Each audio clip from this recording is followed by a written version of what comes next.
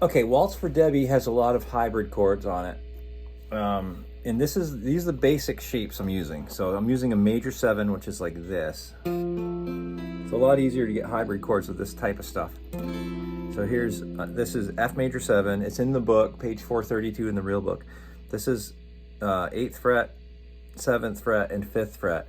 So really, what I have is F, A, C, so root 3rd, 5th, 7, just goes straight up. It's a rare thing to have a chord do that on guitar. On piano, it's pretty common. And then you have the 3rd again. So it's just root 3rd, 5th, 7, and 3rd again.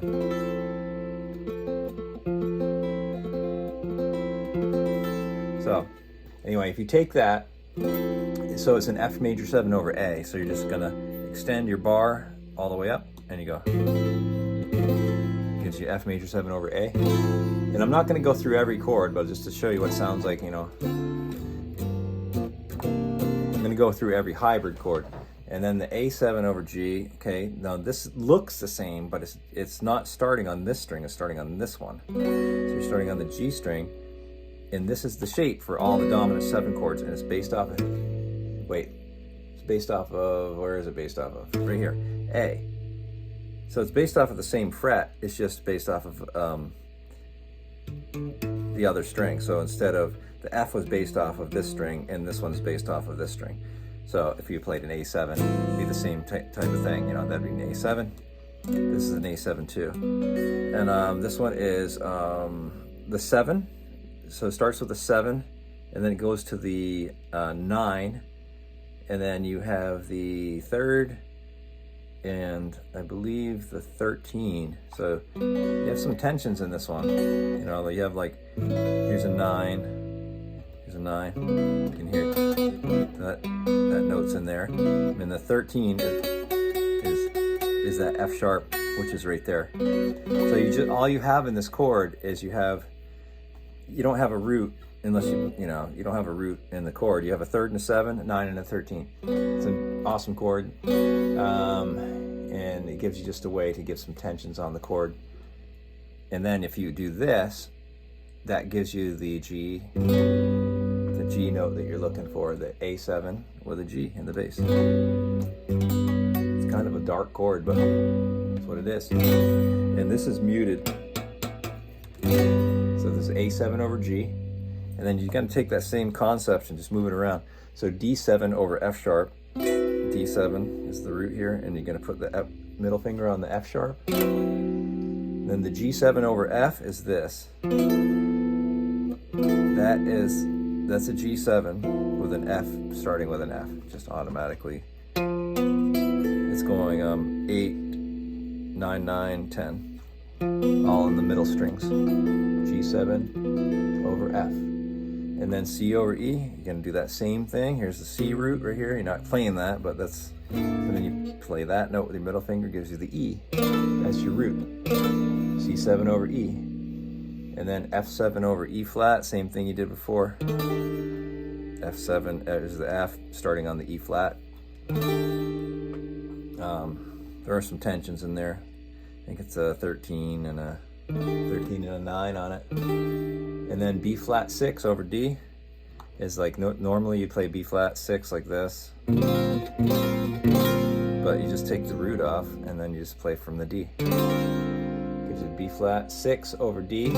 G minor 7 flat 5 over D flat is this thing. It looks exactly like one of these chords that we play at the dominant 7, but that's actually G minor 7 flat 5 with a D flat in the bass. So that's the flat 5, starting with a flat 5, and then you have the root, and then you have the 11, which is really cool, and then you have this note, which I think is a 7.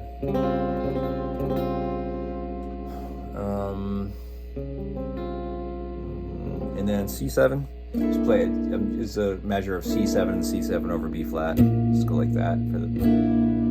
You have a bunch of normal chords, and then back to back to the original one, F major 7 over A. Then you have A7, A7 over C sharp, same, put your middle finger on this fret, gives you the C sharp, A7 over C sharp, D7 over C, you can do like this, or you can do like this, G7 over B, you can do like that, that's kind of a cool way. C7 over B flat again, you already did this one. And then there's only a couple more until later, and then A major 7. So if you play an A major 7 like this, it's like, I'm basically barring that. This is on the A and the 5th, this on the 5th. That's an A major 7. I mean, it's got a 13, it's got tensions. All these chords have tensions in them. They're actually easier to play if you have tensions. And then you just take that off. Gives you the C sharp in the bass. A7 over C sharp. D7 over C. Wait, A major 7 over C sharp is what I meant to say. Then it goes B minor 7 back to A major 7. A major 7, that same chord, do the same chord, but extend this up so you have A major 7 with a G sharp in the bass. All right, then pretty much it repeats everything, and then the only thing that really changes as far as hybrid chords, you go to A minor 7 over C, which is really just a C chord. Basically, that's what it is. It's an A minor 7. Here's an A minor 7, right? Taking the A off and putting a C in the bass. It's really a C. It's a C chord. And then A flat diminished is this, but you need to have a C in the bass. So you're gonna have to take this chord and bar it like this, and extend this up to C. You get a really weird chord, like nasty chord. And then G minor 7 over C is, if you did a G minor 7, I mean, you can do it like this without the 5th, and this is the same thing. So if you do that, and then you just don't play the G, you play the C instead, it's basically looks like a sus chord, or you can add that if you want, but that's G minor 7 over C. So again, that was and then it's C6, F6. Okay.